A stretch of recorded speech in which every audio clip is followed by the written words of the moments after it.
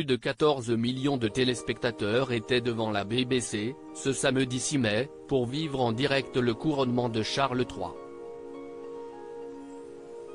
Et s'ils n'étaient pas devant leur télévision, les plus fervents admirateurs de la famille royale britannique s'étaient bien évidemment donné rendez-vous sur le Mall, la large avenue empruntée lors des cérémonies protocolaires.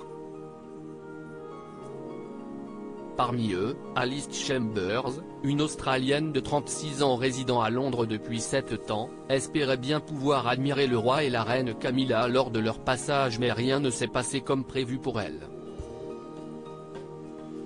La trentenaire avait en effet pris place, sans le savoir, à côté d'une douzaine de manifestants appartenant au collectif Just Stop Oil qui milite pour le climat au Royaume-Uni et notamment pour l'arrêt de la production de combustibles fossiles. Alors qu'il n'était que 9 h du matin et que ses voisins n'avaient pas encore commencé à manifester, des policiers sont venus les interpeller. Et ces derniers ont cru qu'Alice Chambers était l'une des leurs. 2 policiers m'ont attrapé et m'ont passé les menottes. Je ne pense pas qu'ils aient dit quoi que ce soit, ils m'ont arrêté avant même de m'interroger. Une fois dans le système, ils n'ont pas écouté, a-t-elle raconté au quotidien britannique qui, expliquant avoir bien évidemment tenté de leur faire comprendre qu'elle ne faisait pas partie du groupe rebelle. Couronnement Charles III, la famille royale salue la foule depuis le balcon de Buckingham Palace. Une interpellation injustifiée. Alice Chambers a ainsi été arrêtée pour risque de trouble à l'ordre public et détenue dans une cellule. La jeune femme a alors été interrogée à plusieurs reprises par la police, elle a dû se soumettre à des fouilles corporelles et consentir à un prélèvement de son ADN et de ses empreintes digitales. Ce n'est qu'à 19 h, lorsque 2 officiers supérieurs l'ont interrogée, que la police s'est rendue compte qu'elle n'était qu'une spectatrice innocente.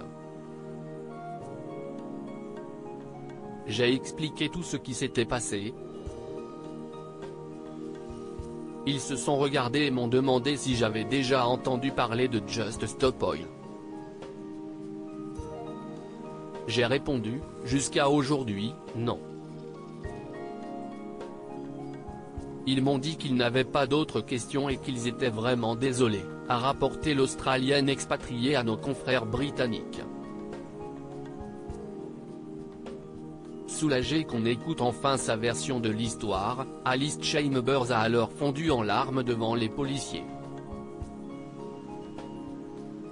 Cependant, elle a indiqué avoir dû patienter pendant encore 2h30 avant de pouvoir quitter le poste de police sur le coup de 22 h, soit 13 h après son arrestation. Tout le monde avait passé une journée incroyable, et moi, j'avais vécu tout le contraire, a-t-elle résumé, résignée et déçue d'avoir manqué cet événement historique qui n'est pas près de se reproduire de sitôt, contrairement à la parade Trooping of the Colour à laquelle cette fervente admiratrice de la famille royale britannique a déjà assisté.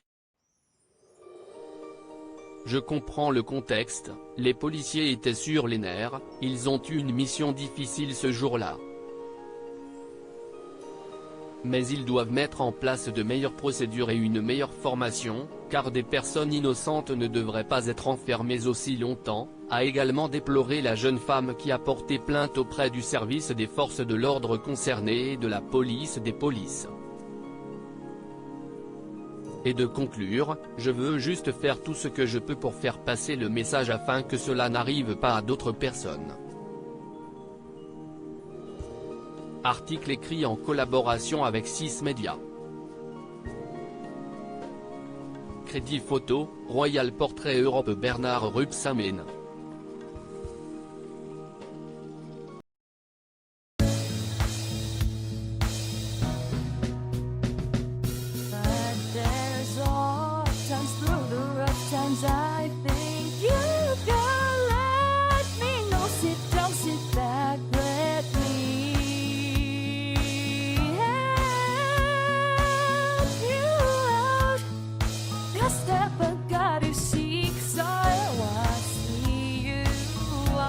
On your